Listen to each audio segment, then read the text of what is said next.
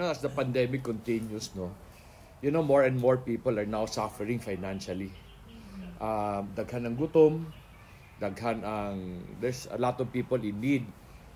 Like the other day nga, I was talking to Arnold, sabi niya, grabe, if you just go around Manila, maluoy ka sa mga tao. Pero di lang nimo makita kasi most of them are quarantined. So di yun nimo makita ang sitwasyon yun nila. Ako, I'm surprised na wala pa kayo masyado kawat.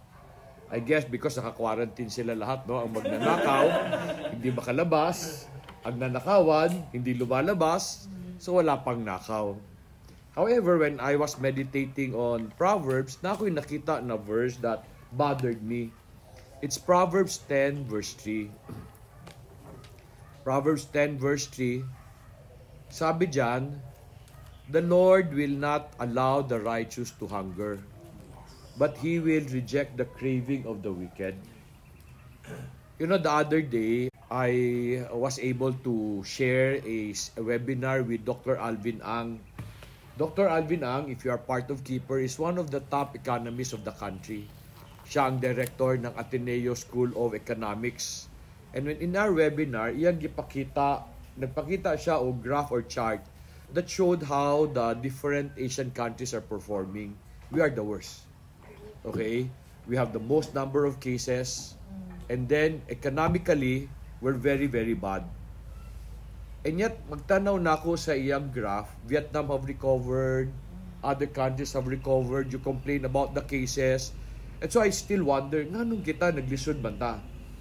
These countries did not talk about expensive medicine. Ako, when I hear si Duque, he always say, vaccine, vaccine.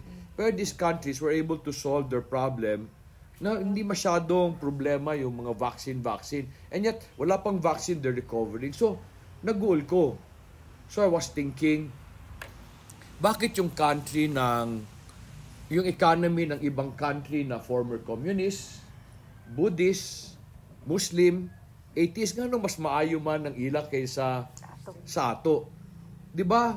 Madasalin tayo, natay Ginoo. So, naisip ko, mali ba yung sinabi ng Proverbs 10.3? Kasi sabi ng Proverbs 10.3, the righteous will never hunger. So, pero kung tama ang Proverbs 10.3, baka mali naman ang pagkaintindi natin sa ano ibig sabihin ng righteous or wicked. So gusto ko i-discussion today kasi we're supposed to be, if we consider South Korea as a Christian nation, we're one of them, the Christian nation of Asia. And yet, supposed to be the first Christian nation of Asia is the worst hit. Diba? So, ano nangyari doon sa promise sa Ginoo? Now, question. Sa mga Pilipino, how do we show our righteousness? What do we do in order to show righteousness? What do we do? Magsimba. Diba? Si tita-tita, masuko pa pag di ka magsimba. Kaya sabi niya, that's part of your obligation. Diba? And then, we pray a lot. We pray and often may narinig akong message the other day, sabi lang, basta madasalin tayo, things will be okay. And yet, madasalin biya tayo. I'm sure all of you are praying and we are not okay. We fast. We tithe. We give to the poor and help in mission. In fact, Philippines is one of the biggest missionary sending country, especially din sa Asia. So, tanong ko, anong nangyari sa atin? When we do all this, suppose magsimba ka, mag-tithe ka, magtabang ka, what do you expect God to do? Reward, di ba? You expect God to provide for you, pero ang mindset natin, sana God will provide for us like the way He provided manna for the Jews. Tama ba yun? Or hindi? Like the way Jesus multiplied the bread for everybody. Ganahan ta ka ng concept na sana na ay maghatag sa ato. And then I got bothered more when I saw our Psalms 37. Adto mo sa Psalms 37 because I'd like to show you something important. Sabi diyan, I have been young and now I am old. Yet I have not seen the righteous forsaken or his descendants begging bread. Kita niyo yan? Now, if the righteous will never beg for bread, Bakit ang Pilipino excited na excited pag pinaglilimusan tayo? Like for example, most of your workers excited pag 4Ps, mag-absent pa yan. Pagdating ng 4Ps, mag-absent yan for a week kasi feeling nila meron na silang pagkain. Babalik lang yan sila pag naubos na. Di ba? Ito bang ibig sabihin that the righteous will not go hungry because God will send provision? Yung provision pa na maski hindi ka magtrabaho, provision will come. Yun ang mindset natin, di ba? May darating na tulong. So Filipinos, we feel the blessings will come through help. When America and Europe threatened to cut ties with us because of the 30s war on drugs, yung mga political opponents niya protested. Why did they protest? Sayang daw yung AIDS na ibibigay nitong country na to. And I really got bothered. Bakit ka importante sila? Now, I don't like enemies. Pero bakit mo ayaw sila mawala only because of AIDS? You have to understand, AIDS is just a fancy word of limos.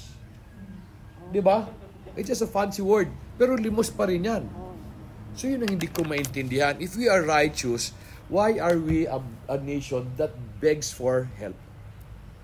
And bakit ang turo ka ng karamihang magulang today sa mga anak nila, maglimos ka imbis na magtrabaho ka? Di ba ganun yun, di ba? And our system is developed around the idea of limos. Ano yung sabihin? Bawal ang bata ngayon magtrabaho pag underage. Okay? Bawal. Pero okay lang sila maglimos. Di ba, in my mind, patrabahuin mo na lang kung hindi man makapunta sa eskwela kaysa maglimos, di ba? Recently, I've been studying this issue on poverty. Ang rason, I developed a program, tawag ko, Employees Journey Through Fruitfulness, and I was telling in that program that employees possess the most powerful tool in business to secure a future. Ang feeling ko, ang empleyado dapat hindi mahirap. Weird ba? Okay? Because they own regular income. And I've been telling this to my people. Sa lahat ng negosyo, income ang importante. Ang taong may advantage, yung may regular na income. Ang negosyante, hindi regular income namin. Ang insurance agent, hindi regular income. Ang empleyado lang. So, ang belief ko, dapat walang empleyadong mahirap. Okay? Kasi yung income regular eh. And yet, my friends were telling me, doon pag-isipan mo ngayon, bakit pa rin sila mahirap? So, I've been studying this idea of bakit mahirap ang empleyado. And so, I've been reading many things, looking at the Bible. One of the things that has made us poor is the idea of limos. Bakit? Pag pinaglimusan mo isang tao, anong isipin niya? Magsalig. Magsalig sa limos, di ba? Total na may maglimos. Di ba? Mao nang hitabo sa 4Ps, wala niya magtrabaho. Do you know na ang limos is not a biblical concept? You will never see that in the Bible. In fact, when I was checking, when I typed alms dun sa Bible, there was a time when Peter came to the temple and sabi doon, there was a lame person who was begging for alms. Do you know what Peter said? Peter said, silver and gold I have none. Now, was Peter poor? No, Peter was not poor. He was a fisherman. Sa panahon nila, mayaman ng fisherman. He owns a boat. And yet sabi niya, silver and gold I have none. But I will give you what you deserve. Di ba? Provide healing. There was another incident kung sino naglimos. Ang naglimos, the Roman centurion. So lipay ang mga Jews na ay naglimos sa ila. Okay? Pero, it's not a biblical concept. God's children should never beg because sabi ng Psalm 37 verse 25, the righteous will never beg and will never go hungry. So ang tanong ko, bakit tayo? We always beg and we always are happy. You know, recently, there was a group of pastors who visited the farm, mga kaibigan to ni Jeg. And sabi nila, they wanted to see what we do, baka magaya nila, para maturo rin nila sa members nila, baka naman kumita yung members nila. Sabi nila, most of their members are poor. Karamihan sa kanila, hindi alam anong gagawin sa lupa. And then, marami sa kanila ang nagbenta na ng lupa. And ito ang malungkot. Yung nagbenta ng lupa, ngayon, worker sa bumili. Di ba ganun din sa Del Monte? Pinarent, mamaya worker na yung nagparent. Lungkot, no? And so they were telling me that they're looking for ways to help them. And in my mind, di ba Kristiyano tayo? We're not supposed to beg. Di ba? But according to Proverbs 10:3, the righteous will never grow hungry. So ang tanong ko, bakit ang dami-daming gutom? So, while I was talking to this pastor, sabi ko sa kanila, alam mo, before your members will profit, you must change the way you're teaching about righteousness. So sabi ko, first of all, you must tell your people, it is not blessed to be poor. Kaya mo may sulti simbahan, di ba? It is blessed to be poor. Now, kindly go to Deuteronomy chapter 15, verse 4. Now, why am I saying it is not blessed to be poor? Deuteronomy chapter 15, verse 4.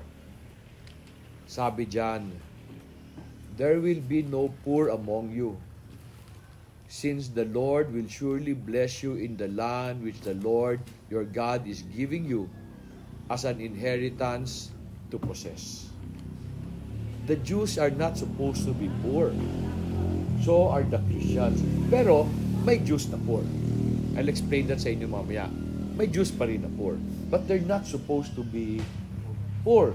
So it is not blessed to be poor. At totoong sinabi sa Beatitude, blessed are the poor in spirit, who hungers for the Lord. Minsan makulang atong itudlo. So, di ba? There's nothing blessed about being poor. And then sabi ko sa kanya, you must change your teaching. Work is not part of the curse. Turo said na, work is part of the curse. You see, before Adam and Eve sinned in Genesis 3, in Genesis 2:15, and I've read that to you many times, sinabi sa kanya, cultivate and keep the garden that God will give you. In Genesis 3:17-18, God cursed the ground. God did not curse man by asking him to work. God made his life difficult by cursing the ground. Di ba? More now you need to work harder in order to produce something good, because now the ground has thorn and thistles, which we struggle with, di ba? Pero, work is not part of the curse. Work is part of the blessing. And then sabi ko sa kanila, stop teaching people that we're passing through. Di ba ganun concept natin? We're passing through. Dili man taga-taga din, taga-langit ta. That is not true. Because in John 17, verse 15-18, sabi lang, Elrida, sabi ni Jesus, I do not ask you to take them out of the world, but to keep them from the evil one. In verse 18, sabi ni Jesus sa tatay niya, as you sent me into the world, I also have sent them into the world. We're not passing through. We're here to take care of this world. And then lastly, very important, I was telling them, God loves the poor, but He hates the wicked and the lazy. You understand that? While God loves the poor, He hates the wicked and the lazy. The parable of the talent, in the parable of the talent, nakita natin doon, those who are faithful, yung nagkugi, God will bless. Those who are lazy, kung ano man yan, God will take. And so sabi ko sa kanila, your members are not poor. Okay? Because God is not able to provide. Your members are poor because they are wicked and lazy. But Kristiyano ka, how can you become wicked and lazy? You're a Christian. Okay? Balik tayo usab sa Deuteronomy chapter 15. Let me read the whole portion ng 4-6. And to show you why ano ibig sabihin ng righteousness, and then from there we will study ano ba ibig sabihin ng wicked. Deuteronomy chapter 15 verse 4 says, "However, there will be no poor among you, since the Lord will surely bless you in the land which the Lord your God is giving you as an inheritance to possess. If only you listen obediently to the voice of the Lord your God, to observe carefully all this commandment which I swore, all this commandment which I'm commanding you today. For the Lord your God will bless you as He has promised you, and you will lend to many nations, and you will not borrow. And you will rule over many nations, and you will not be ruled, and they will not rule over you." Are we like this today? No, we are ruled by China. Diba? Either ang nag-rule sa atin, either Amerikano o ang Incheck. We don't lend, we always borrow. We don't even borrow, we beg. Ano nangyari sa atin? It seems that hindi natuloy yung promise na to because baliktad. So, ang gusto kong gawin ngayon para maintindihan nyo is we need to understand ano ba ibig sabihin ng wicked. Who are the wicked? Pag Buddhist ka ba, wicked ka? Pag Muslim ka ba, wicked ka? Pag komunista ka ba, wicked ka? Because ang tanong ko, why are they doing better than us? Diba? There's something we're not understanding. For you to appreciate ano ibig sabihin ng wicked, I always explain, you need to look at the root word. What is the root word? It's wick. What's a wick?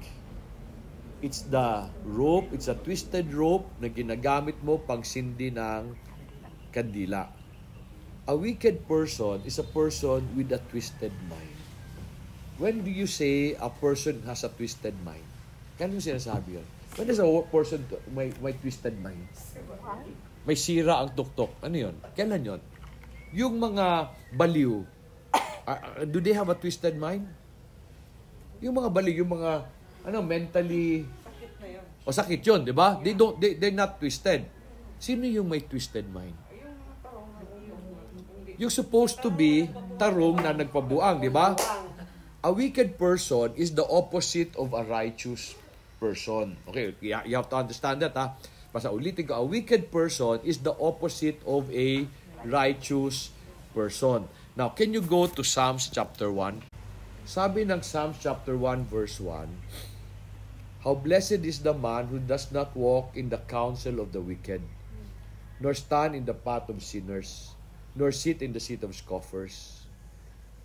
The wicked, the sinners and mockers are ranked as one."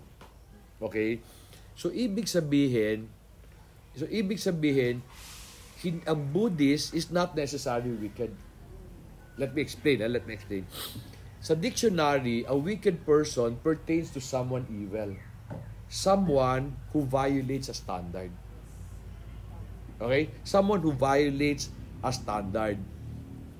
So, ang Buddhist is not wicked if he knows the standard of Buddhism and live it out. You understand? Sa kanila, righteous siya. Ang komunista, if he knows the standard and live it out, hindi tawag sa kanya wicked. So, in Psalm chapter 1, who are the wicked? Those who know and those who reject. Okay? So, in Psalm chapter 1 verse 1, the wicked refers to the Jews who know and reject. So, sa atin, wicked yung tao na nakakaalam and hindi ginagawa. Satan is evil and wicked. Now, why is he wicked? Isipin niyo, why is he wicked? He knows that the Lord is Almighty.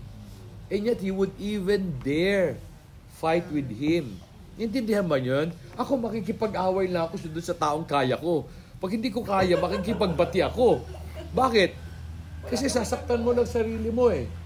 So Satan is not only wicked and evil, he's very foolish.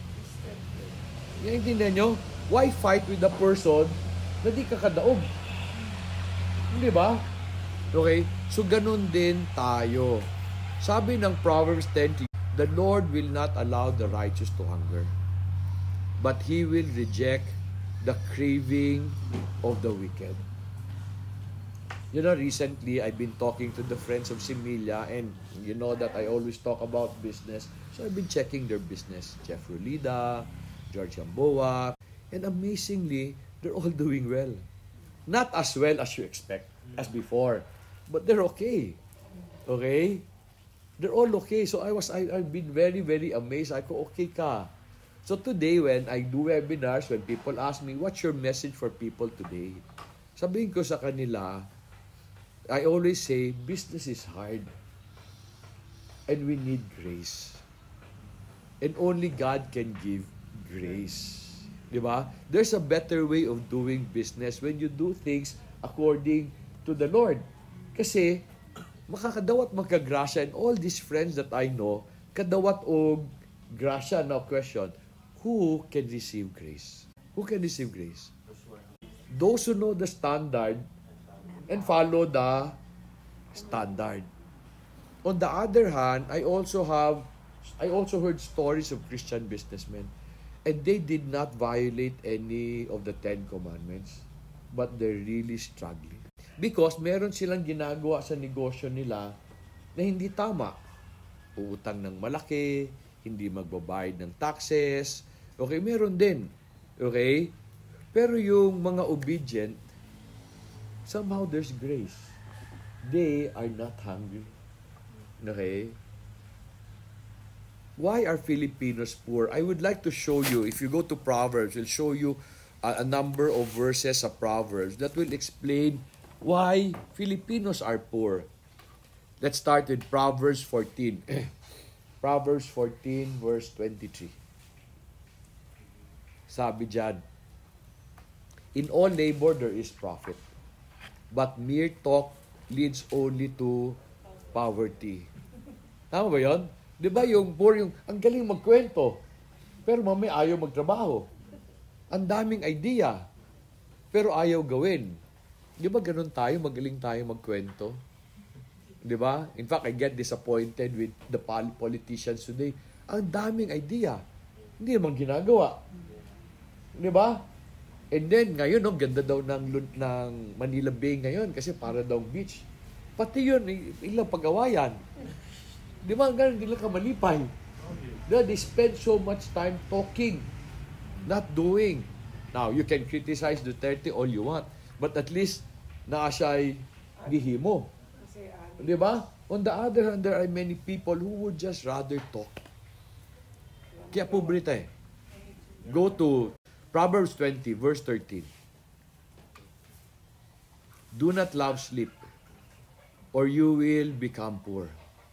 Open your eyes, and you will be satisfied with food. Ganun ba Pilipino? Love sleep. Oh, love sleep. Diba? Sabi nga, kinento ko sa inyo, the other message I had, ba, sabi ni, sintado ba yun?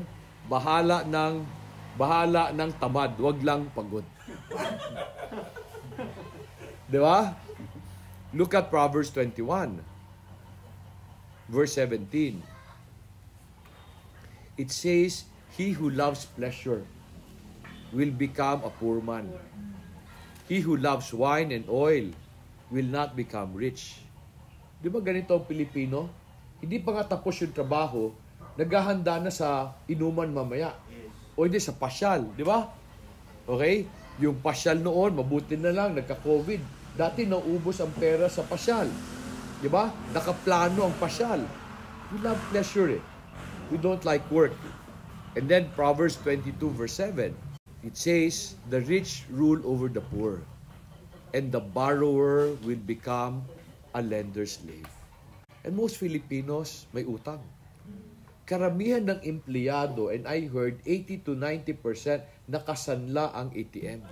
So, why are employees poor? Because you don't follow eh. Okay? Chapter 23, verse 21. For the heavy drinkers and the glutton will come to poverty, and drowsiness will clothe one with rags. Ba ganun tayo? That's who we are. We like pleasure, we borrow a lot, we drink, di ba? chapter 24. Proverbs 20. Chapter 24. Verse 33 to 34. Sabi dyan, a little sleep, a little slumber, a little folding of the hands to rest. Then your poverty will come as a robber, and you will want like an armed man. And all of this describes the Filipinos. Okay? Mabuti pa yung Buddhist eh. Kugi. Diba? Last, Proverbs 28, verse 19. Sabi dyan, he who tills this land will have plenty of food, but he who follows empty pursuit will have poverty in plenty. So why do we sell our land? And why do we not use it? Kasi ang mindset natin, God will provide. Limos. When in fact, God will provide for those who work. So we have been very unrighteous. Not that we don't go to church. Unrighteous that, first of all, the church has not been teaching people kung ano gusto ni God. And kung meron man, we fight it. We don't do it. You know, I recently made a survey, asking people, bakit tingin nyo mahirap ang Pilipino? Why are we so poor? And there was this one answer that, nakpan ako nagulat ako sa answer niya. And sabi ko, tama siya. The reason why we are poor is because we have been programmed to be poor. I was asking si Pichi kanina, di ba merong comment, pala yun, babes, of the people, for the people, by the people. Di ba? Tayo dapat, we are supposed to be governed of the people, by the people, for the people. Tayo, all our programs are of the poor, for the poor, by the poor. Happy tayo pag ang presidente poor. Diba? Tapos, the program is always to sustain the poor. Bigyan mo, may pabahay so that the poor will have dignity. Diba? Pero why don't you help the poor get out of being poor? Sa Deuteronomy chapter 15, you don't have to go there. Sabi doon, if your brother becomes poor, lend generously. Anong lend generously? Pautangin mo. Pero, hindi ibig sabihin, bibigyan mo ng pera para makapagtrabaho siya ulit. Para tayo, whenever we do things, it's for the poor. Tulungan natin ang mahirap. Makakain ang mahirap. And I realized, lahat ng programa, ganyan. Di ba? We send aids. Tapos hindi natin, parang Leyte. Anong ginawa sa Leyte? Pinadalhan ng maraming pagkain. Hindi sila tinulungan maka-recover. So we are poor because we want to remain poor. I'm sharing this with you hoping na you may be able to help other people. We should never beg. Instead, we should work what we have. We are not supposed to be poor, but we are poor when we become wicked, when we reject the ways of the Lord and insist on our ways. When we do not take care of what we have and instead want others to feed us. Okay? We're not supposed to be poor. So, as I help the pastors, I told them we need to change what you're teaching. We need to help people change their mindset because we're not supposed to be poor. At the end of the day, no employee should be poor. Pero dagamang poor na empleyado, di ba? They like to drink, they like to borrow, they like to rest. No, I'm just sharing this with you. Baka if you can share this with others, matulungan din sila. Okay? We're not supposed to be poor. We're supposed to be rich.